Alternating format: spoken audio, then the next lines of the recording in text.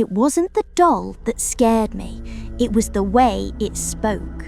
The voice came soft, like a child's breath in the dark. "Play with me." I froze. The room was still. Only the hum of the heater filled the silence. The doll sat across the room on the dresser, porcelain skin cracked, smile painted too wide, eyes too glassy to be harmless. For a moment, I thought I was dreaming, but even when I turned my face toward the wall, I could feel it, the weight of its eyes on my back, watching, waiting. That was the night everything began. 3 days earlier, the doll had arrived at my doorstep. No box, no return address, no sender's name. Just a plain parcel wrapped in brittle tissue paper, tied with yellowed string. Inside, the doll and a note. "For you." I should have thrown it away. Instead, I placed it on my dresser, convincing myself it was harmless. That was my first mistake. The second was answering. The night after I first heard the voice, I whispered into the dark, "No." The sound barely left my throat, but it was enough. The doll's head tilted just slightly, as if it had been waiting for me to respond. Its glass eyes caught the lamplight, reflecting something too alive to be reflection. And that's when the games began. The next night, the same voice returned, lighter now, playful. "Hide and seek, you hide, I'll count." Then came the whisper, drawn out like a nursery rhyme. 1, 2, 3. I panicked, grabbed the doll, shoved it deep into my closet beneath blankets. The counting stopped. I didn't sleep. When morning came, it was back on the dresser, sitting upright, head cocked, smile wider. Every night after that blurred into the same cycle. Whispers, footsteps, and dreams of pale children holding broken dolls, circling me, chanting, "Play with us, stay with us." My parents said I was imagining it. "Stress," they told me, "you're just tired." But by the 5th night, I knew better. The doll didn't want to be played with, it wanted to win. At midnight, I wrapped the doll in an old towel and drove to the river.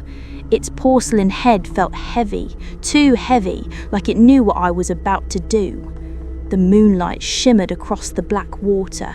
No hesitation, no prayer, I threw it in. The splash echoed, the current swallowed it whole. I waited, watching until the ripples disappeared, until everything was still again. For the first time in days, I breathed. That night, I slept. No dreams, no whispers, silence. Until it wasn't. Sometime past midnight, I woke to the feeling of something pressing into my mattress. A subtle weight, small but deliberate. My eyes opened slowly. The room was dark, but I could see the outline of it. Something sitting beside me. The air turned cold, my throat clenched. I forced my eyes to adjust. It was the doll, sitting upright on my sheets, close enough to touch. Its smile was wider now, cracked at the corners. Its porcelain face glistened faintly in the dark. Its lace dress was spotless, dry, not a single drop of river water. My heart stopped. I'd watched it sink. I knew it sank, but it came back. Its head tilted again, glass eyes reflecting me, only not exactly me.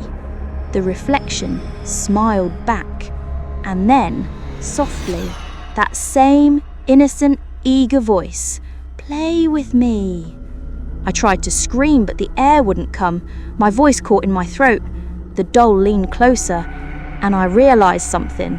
The whisper wasn't coming from it anymore. It was inside my head. It wasn't the doll that scared me. It was the way it spoke, because now I'm the one who whispers in the dark, "Play with me."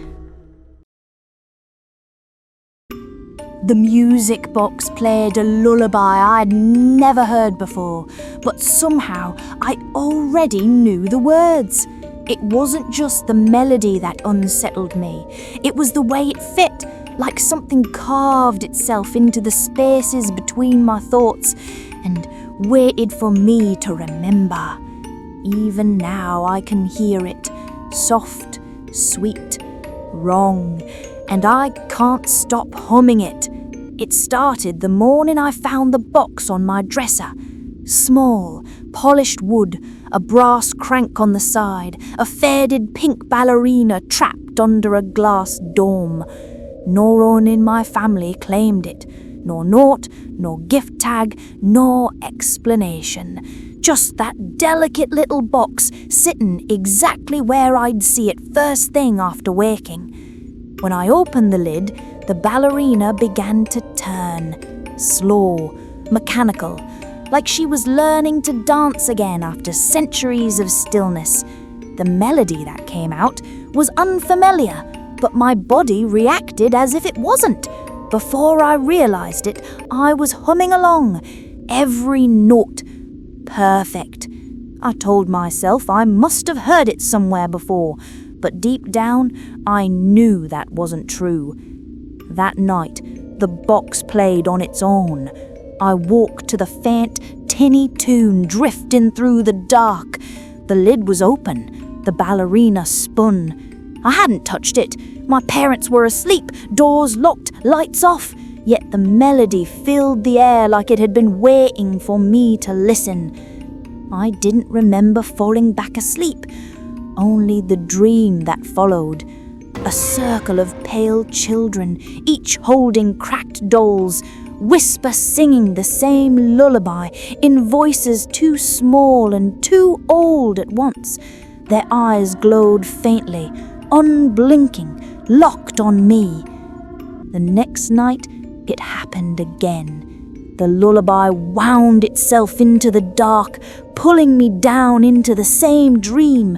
The children were closer this time, their whispers sharper, their tiny feet scraping across unseen floors as they circled me. By the third night, I didn't need the box.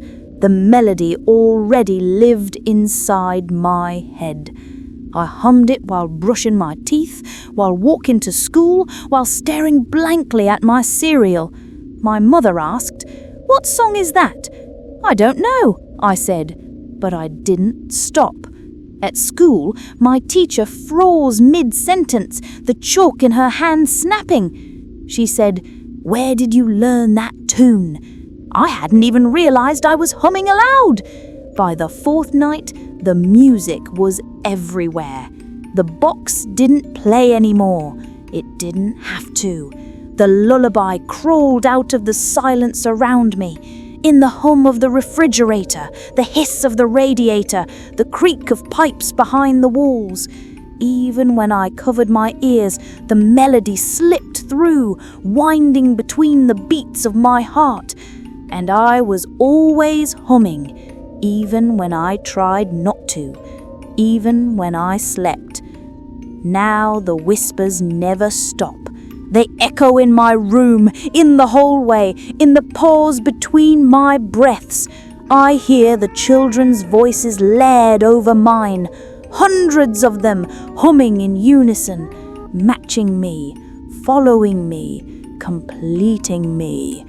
I tried to destroy it. I smashed the music box against the floor, its wooden casing split open, the ballerina snapping in half. The song stopped for a heartbeat. Then the air shifted, and I heard the crank turning by itself. The melody returned, softer now, distant, as if coming from inside the walls. I ran. I left the room, but the lullaby followed, leaking through every sound, every breath, every footstep, every whisper of silence. It wasn't the box anymore. It was me. The song is a parasite, burrowed deep into my mind. My pulse keeps its rhythm, my lungs keep its time, and when I sleep, I see the children again, their mouths open, their eyes hollow, their voices woven into mine. We hum together now, because the lullaby doesn't want to be heard. It wants to be remembered. The music box played a lullaby I'd never heard before, but somehow I knew every note, every word, and now you do too. No one remembered my birthday this year. Not my parents, not my friends, not even the ones who post about their breakfasts, their dogs, their new shoes. 18 years old and invisible. I told myself I didn't care, but when I got home, the quiet was unbearable. No cake, no candle, no message waiting for me. Only a doll sitting on my windowsill. Porcelain, small, dressed in a tiny old-fashioned suit.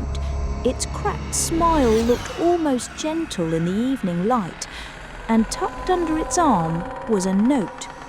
For my granddaughter, on her 18th birthday, with love, Grandfather. My chest ached.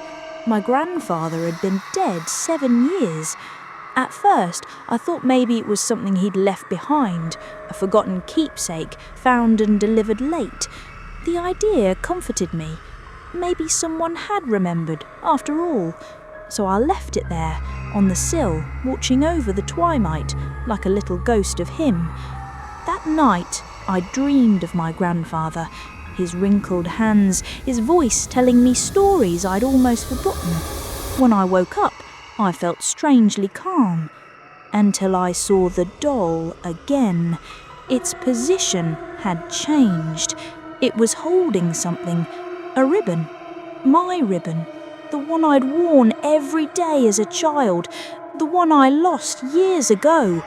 Its porcelain fingers clutched it tightly, as if it wanted me to take it. The next night there was something else, a small yellow tooth. My tooth, the one I'd tucked under my pillow when I was 6, the one that vanished by morning. By the third night, the gift waiting for me was a pendant, my mother's pendant. I knew it immediately. I'd seen it one last time at her funeral, resting on her chest before they closed the coffin. My hands shook as I touched it. The metal was cold, too cold.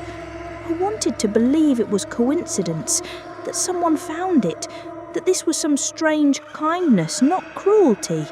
But deep down, I knew better. By the fourth night, the doll began whispering. At first, it was faint, a voice thin with distance, but somehow familiar. I've kept these for you, it rasped. My heart stopped. It sounded like him, like my grandfather, but sometimes the voice changed, slipping between tones, deeper, colder, wrong. More. I have more for you. Every morning after, a new gift appeared, an old toy, a pressed flower from my childhood scrapbook, a drawing I'd torn up when I was 12. It was as if the doll was pulling pieces of my life from the past, from the grave, and laying them at my feet. Its smile seemed wider each day, though I knew porcelain couldn't move. Its eyes gleamed faintly, reflecting me, smaller, younger, more hollow. Was it really him? Was my grandfather reaching out from wherever he was? Or was something else wearing his memory like a mask? On the 7th night, I woke with the feeling of breath on my cheek. The doll sat on my pillow. Its glass eyes glimmered inches from mine. Its hands, once folded, now rested open, empty, waiting. I couldn't breathe.